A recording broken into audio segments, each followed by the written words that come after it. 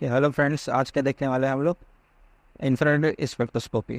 Okay, ये UV के बाद का आपका चैप्टर है जो आपके सेकंड यूनिट में दिया गया है स्पेक्ट्रोस्कोपी में। पहले ऑलरेडी हमने देख चुका है यूवी विजिबल स्पेक्ट्रोस्कोपी, और फिर इसका सारा वीडियो मैंने डाल चुका है, आप इसको देख सकते हैं और डिस्क्रिप्शन में भी मैंने इसको डाल दूंगा। ओके, तो आज क्या देखने वाले हैं हम लोग? आई, इसी को शॉर्ट फॉर्म में बोलते हैं आई। इसका मतलब होता है इंफ्रारेड स्पेक्ट्रोस्कोपी, आई। ओके, तो चलो इसको स्टार्ट करते हैं। अब आई स्टार्ट करने से पहले सबसे पहले ये बता देता हूँ कि आप इसको पढ़ते क्यों हो। ठीक है, मतलब इसका ऑब्जेक्टिव क्या है। तो यहाँ पे देखो कुछ लिखा हुआ है, लर्निंग ऑब्जेक्टिव क्या होता है इसका। मतलब डेफिनेटली आप यदि कोई चीज़ पढ़ रहे हो तो क्यों पढ़ रहे हो, यही दिमाग में आता है ना हम लोगों के। सो ये देख लीजिएगा, to understand the origin of electromagnetic radiation. Okay, मतलब इलेक्ट्रोमैग्नेटिक रेडिएशन के ओरिजिन को समझने के लिए इसका स्टडी किया जाता है। फिर to determine the frequency, wavelength, wave number and energy change. मतलब ये स्पेक्ट्रोस्कोपी की बात कर रहे हैं स्पेशली। ओके, स्पेक्ट्रोस्कोपी से ये चीज़ पता चलता है ना, नहीं अल्ट्रावायलेट वाला से अलग पता चल जाएगा, आई से अलग पता चलेगा। ठीक है, यही चीज़ बोल रहा है। Then to appreciate the factors governing the intensity of the band in infrared spectrum. अब इसमें इंटेंसिटी, जो बैंड होता है उसका इंटेंसिटी भी आप निकाल सकते हो उसमें। Okay, and to predict the number of fundamental modes. अब ये फंडामेंटल मोड्स में क्या होता है मैं आप लोगों को आगे बताऊंगा, ठीक है, कमेंट स्लाइड्स में। और to understand the influence of force constant. अब ये जो मतलब फोर्स कांस्टेंट जो होता है आपका, and reduce the mass on the frequency of band. मतलब इस फोर्स कांस्टेंट से आप क्या क्या पता कर सकते हो। यदि मान लो नाइट्रोजन और ऑक्सीजन, जस्ट सपोज मैं जस्ट एग्जांपल दे रहा हूँ, ओके, नाइट्रोजन इधर हो गया और ऑक्सीजन, इन दोनों में सबसे ज़्यादा मतलब जिसका मास भी ज़्यादा होगा यहाँ पे, वो क्या होता है आपका आई में ना एक रीज़न होता है। मतलब पहले यूवी में भी देखे हम लोगों ने, तो 4000 से 400 सेंटीमीटर इनवर्स होता है। ओके, ये जो वेव वेव नंबर में गिना जाता है इसको, तो यहाँ से यहाँ तक आपका जो एक्सिस है, और वाई एक्सिस जो हो गया आपका ट्रांसमिटेंस परसेंटेज में गिना जाता है इसको। एब्जॉर्प्शन को भी गिनते हैं, लेकिन उसके लिए यदि एब्जॉर्प्शन वाला गिनोगे ना आप, तो उसके लिए आपका उल्टा ग्राफ आएगा। जैसे यहाँ पे आपका ट्रांजिशन के लिए आ रहा है, मान लो कोई भी ग्राफ आ रहा है यहाँ पे, तो इसका उल्टा आएगा ऐसे। और क्या, इसके लिए एब्जॉर्प्शन के लिए। तो आप इसमें दोनों आइडेंटिफाई कर सकते हो, आपको जो भी चाहिए होता है वो मिल जाता है आप लोगों को, ट्रांसमिटेंस का भी और एब्जॉर्प्शन का भी। तो हाँ, मैं क्या बोल रहा था यहाँ पे, तो ये देखो, ये रीजन जो होता है ना, इसमें दो रीजन होता है एक्चुअल में। एक फंक्शनल ग्रुप रीजन होगा और एक फिंगरप्रिंट रीजन होगा। आगे मैं सब पढ़ाऊंगा आप लोगों को ये चीज़ें, ठीक है ना। तो ये कौन से रीजन में आएगा फंक्शनल ग्रुप में, ये डिपेंड करता है आपका फोर्स कांस्टेंट पे। मतलब जिसका मॉलिक्यूलर मास ज़्यादा होगा वो इधर की ओर आने लगेगा, ठीक है, और बाकी आपका लेफ्ट साइड में जाने लगेगा। इस टाइप का है, कुछ मैं बताऊंगा आगे आप लोगों को, ठीक है। To appreciate the difference possible modes of vibration, इसी की बात कर रहा है, मतलब कौन से पोजीशन में आएगा ये, ठीक है, ये चीज़ है। To recognise the factors complicate and interpretation of the infrared. मतलब आपके पास जो केमिकल होगा, ठीक है, तो इसमें जो फंक्शनल ग्रुप होगा आप उसका डिटरमाइन कर सकते हो, स्पेशली इसी के लिए होता है आई स्पेक्ट्रोस्कोपी। ये और यदि मान लो कोई इम्प्योरिटी आ रहा है तो इम्प्योरिटी को भी चेक कर सकते, ये तो सब आपका एप्लीकेशन में आ जाएगा, ठीक है, वो मैं बताऊंगा आप लोगों को।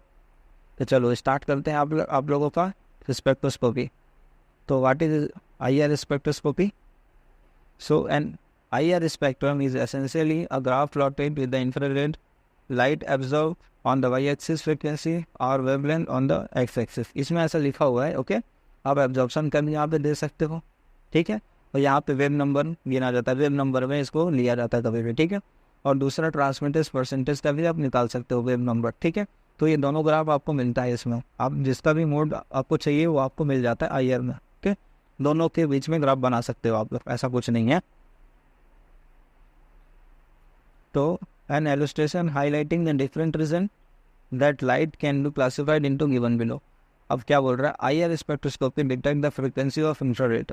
अब जो आई स्पेक्ट्रोस्कोपी क्या करेगा, वो फ्रिक्वेंसी को डिटेक्ट करता है, ठीक है, फ्रिक्वेंसी का को डिटेक्ट करेगा आई लाइट के, that are absorb by the molecule. अब देखो, अब जो मॉलिक्यूल है आपका सैंपल जो होगा उसके ऊपर से ना क्या करता है, पहले क्या कर रहे थे हम लोग, यूवी लाइट पास कर रहे थे कि नहीं किसी भी सैंपल में, तो उसके द्वारा जो भी एटम्स के द्वारा जो भी एब्जॉर्ब किया गया था उसको क्या कर रहे थे हम लोग, मेजर कर रहे थे। तो सेम इसमें भी एब्जॉर्ब किया जाता है, ओके। लेकिन यहाँ पे हम लोग क्या ऑब्जर्व कर रहे थे, इलेक्ट्रॉनिक ट्रांजिशंस की बात कर रहे थे, ओके। अब आई में क्या बात करने वाले हो आप लोग, यहाँ पे जितने भी एटम्स आएंगे ये जब मॉलिक्यूल को एब्जॉर्ब करेगा तो एनर्जी गेन करेगा ना। अब एनर्जी गेन करने की वजह से ना इसमें वाइब्रेशन होना चालू हो जाता है, किसमें, एटम में, ओके। अब मॉलिक्यूल में वाइब्रेशन चालू हो जाएगा यहाँ पे, तो क्या हो जाएगा, वो एनर्जी एब्जॉर्ब किया। अब ये एनर्जी देखो, मॉलिक्यूलर जो वाइब्रेशन होता है, वाइब्रेशन मोड अभी बोल रहा था ना, मोड जो बोल रहा था, तो वाइब्रेशन मोड अलग अलग होता है, ठीक है। अब इसको मैं आगे पढ़ाऊंगा तब समझ में आएगा आप लोगों को। यहाँ पे इतना ही समझो कि जो IR स्पेक्ट्रोस्कोपी होता है ना, जब सैंपल पे इसको दिया जाता है तब वो एनर्जी ऑब्जर्व करेगा जिसकी वजह से वाइब्रेशन होगा। तो वाइब्रेशन की जो फ्रिक्वेंसी होती है ना, उसी की इस फ्रिक्वेंसी को इसमें मेजर किया जाता है, ठीक है, ये चीज़ है।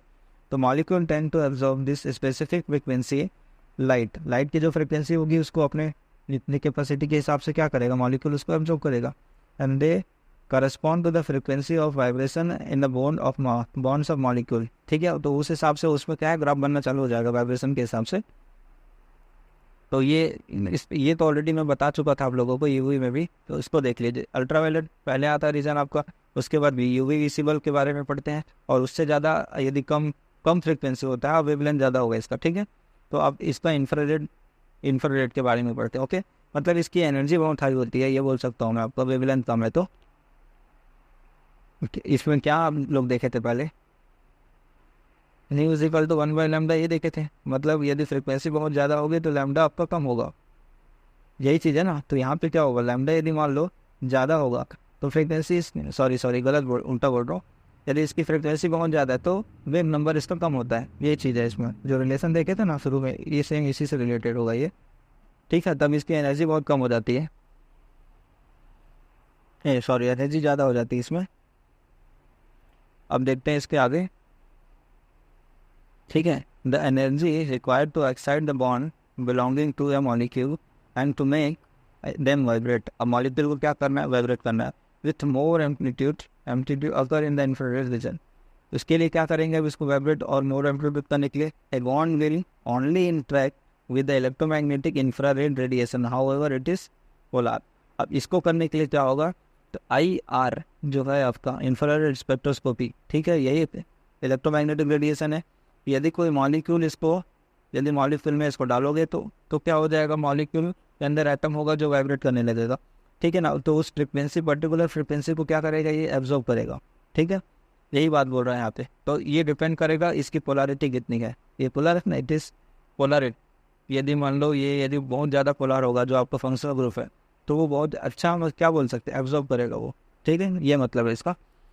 मतलब the presence of separate area of partial positive and negative charge in the molecule follows the electric field component of the electromagnetic wave to the excite the vibration energy of the molecule, ठीक है। मैं वही चीज बता रहा हूँ आप लोगों को। पोलैरिटी में क्या होता है आप लोगों का, एक पार्शियल पॉजिटिव बनेगा, एक पार्शियल नेगेटिव बनेगा, ठीक है। यदि इस टाइम पर आएगा तो ये डाइपोल मोमेंट को जनरेट करता है। एक्चुअली में ये एक वर्ड में यही बोलना चाहता है कि डाइपोल मोमेंट जनरेट कर रहा है, ठीक है। यदि पोलैरिटी होगी तो इसमें एब्जॉर्प्शन ज़्यादा होगा, ठीक है। नीचे यही चीज लिखा हुआ है, the change in vibration energy lead to another corresponding change in the dipole moment. Dipole moment क्या होता है आप लोगों का, इसका जो फॉर्मूला होता है क्या होता है, इसका चार्ज होगा और इसका रेडियस होगा। मतलब इसका चार्ज और रेडियस, इसके बीच का जो जितना ज़्यादा डिस्टेंस होगा, समझाने के लिए यदि मैं आपको बताऊँ तो यहाँ पे देखिए, ये क्या है, होता है आपका कार्बन है और ये आपका फ्लोरीन है। तो दोनों में इलेक्ट्रोनेगेटिविटी किसका सबसे ज़्यादा है, आपका इस फ्लोरीन का ज़्यादा है ना। तो ये क्या काम करेगा, इसके लोन पेयर इलेक्ट्रॉन को या स्टेयर पेयर इलेक्ट्रॉन को अपने और खींचेगा। इसकी वजह से क्या हो जाएगा, इसमें partial positive partial negative charge होगा। और यहाँ पे भी देख रहे थे, जो पोलैरिटी होगा वो बहुत अच्छे से एब्जॉर्व होने वाला है यहाँ पे, ठीक है। तो जो परमानेंट डाइपोल मोमेंट हो, इससे परमानेंट ही होगा इसमें, तो क्या हो जाएगा, उसमें आपका जो एब्जॉर्प्शन होगा वो बहुत अच्छा होगा और इंटेंस आएगा उसमें। अब इंटेंसिटी के बारे में लिखा आगे देखो, the intensity of the absorption depends on the polarity of the bond, ठीक है। जितना अच्छा पोलैरिटी होगा उतना अच्छा उसका इंटेंस भी पाएगा आपका, ओके। यदि नहीं होगा, मान लो आपके पास C⋯C है, ठीक है। अब दोनों में देखो पोलैरिटी ज़्यादा तो नहीं होगा इसमें, क्योंकि दोनों का जो इलेक्ट्रोनेगेटिविटी होता है बहुत सेम होता है, क्योंकि यहाँ भी कार्बन है यहाँ भी कार्बन है। तो इसमें जो पीक आने वाला है ना, एब्जॉर्प्शन ज़्यादा अच्छे से नहीं होगा इसमें, इस टाइप के मॉलिक्यूल में, ओके। क्योंकि यहाँ जो डाइपोल मोमेंट होगा ना, वो नहीं हो, मतलब नहीं बन रहा है यहाँ पे डाइपोल मोमेंट। पोलैरिटी अच्छे से होना चाहिए, ओके, तब होगा आपका। यहाँ पे देखो ये भी है, देखो nitrogen and oxygen do not absorb the radiation, क्योंकि इसमें डाइपोल मोमेंट नहीं बनता ना ज़्यादा, इसीलिए, ठीक है। And they do not can not interact with the electric charges. Electric charge को इंटरेक्ट करने के लिए पॉजिटिव नेगेटिव तो बनना चाहिए ना, पोलैरिटी जनरेट होना चाहिए, वही चीज़ बोल रही है, तभी तो इंटरेक्ट करेगा वो। अब इसमें कुछ रीज़न दिए हुए हैं, ठीक है। मतलब जो IR का जो स्पेक्ट्रम होता है उसमें रीज़न होगा ना कुछ, तो regions of the infrared spectrum, तो most of the band that indicate what functional group is present are found in the region from 4000 to, ये जो 4000 इसका जो रीजन होता है ना वही बता रही है 300 सेंटीमीटर इनवर्स। इसके बीच में जो भी आएगा ना वो होता है फंक्शनल ग्रुप, एक्चुअली में फंक्शनल ग्रुप रीजन होता है, ठीक है। Their band can identified are and use to determine the functional group is known as unknown compound. यदि अननोन कंपाउंड में, अब अननोन कंपाउंड कहने का मतलब क्या होगा, ठीक है, जो ऑब्वियसली जो रिसर्च कर रहा होगा या कुछ बना रहा होगा, ठीक है, वही अननोन कंपाउंड बनाएगा कोई नया चीज़, ठीक है। अब नया चीज़ में आपको यदि कोई आपको फंक्शनल ग्रुप बताना है कि मान लो सपोज आपके पास कोई फॉर्मेल्डिहाइड वाला फॉर्मेल्डिहाइड है, मान लो फॉर्मेल्डिहाइड ग्रुप है, इसका फॉर्मूला क्या होता है CH ये वाला होगा।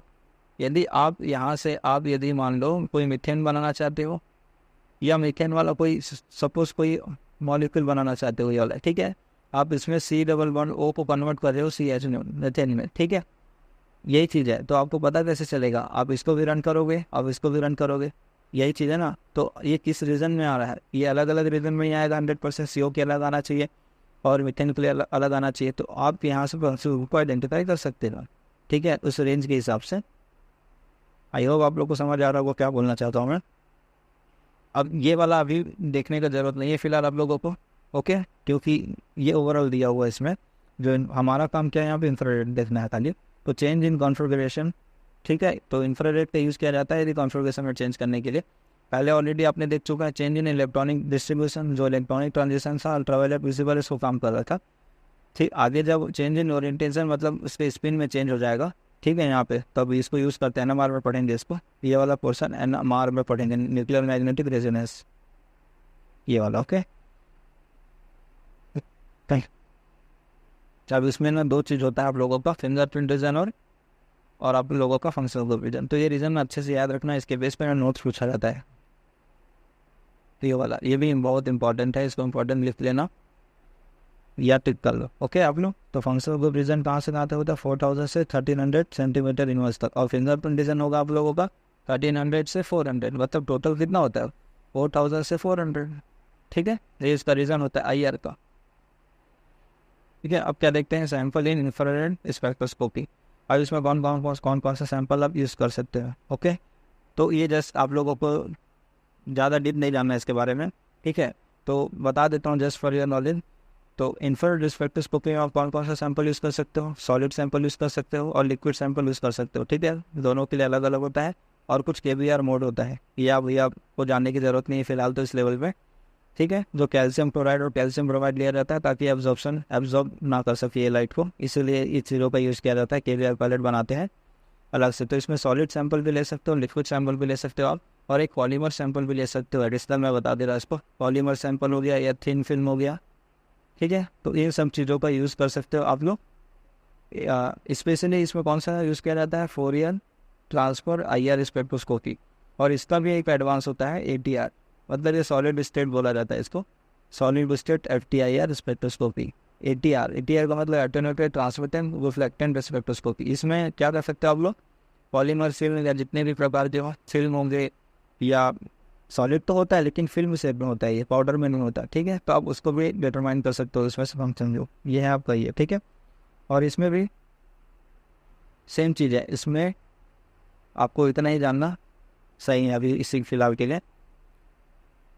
इसमें भी लाइट पास करेंगे तो इसका प्रिंसिपल आप लोग एक बार देख लो, okay. The principle of IR spectroscopy, the IR spectroscopy theory utilize the concept that molecule tend to absorb specific frequency, जो obviously पहले बता दिया था मैं, specific frequency of light that are characteristic of the corresponding structure of the molecule, ठीक है। बोलना क्या चाहता है, एक जो फंक्शनल ग्रुप का, अब मैं यही समझा देता हूँ आप लोगों को, जैसे कि आपको ये एस्टर है कि नहीं, एस्टर का फंक्शनल ग्रुप है ये, तो ये एक स्पेसिफिक फंक्शनल मतलब स्पेसिफिक फ्रिक्वेंसी को ही एब्जॉर्ब करेगा।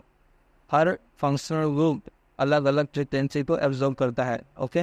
जैसे कि यहाँ पे मान लो एसिड है, ये एसिड हो गया तो अलग फ्रिक्वेंसी को एब्जॉर्ब करेगा, ये OH है तो अलग फ्रिक्वेंसी एब्जॉर्ब करेगा, और ये एस्टर है तो अलग फ्रिक्वेंसी एब्जॉर्ब करेगा, इसलिए तो इसका अलग अलग रेंज होता है इसमें, ठीक है, ये वाला। अब मैं बाद में इसको बताऊँगा कितना रेंज होता है इसमें कमिंग स्लाइड में, ओके, अब क्या बोल रहा है, the energy are reliant on the shape of the molecular surface. Molecular surface पर डिपेंड करेगा कि कितना एनर्जी उसमें मतलब ट्रांसमिट होगा या अब्जॉर्ब करेगा। And the associated vibronic coupling and the mass of the corresponding to the atom. अब एटम का मास पे भी ये डिपेंड करता है, ओके, कि कौन से रेंज में आ सकता है ये। तो ये जो पॉइंट है ना, यहाँ से यहाँ तक का पॉइंट, ये बहुत इंपॉर्टेंट है इसमें।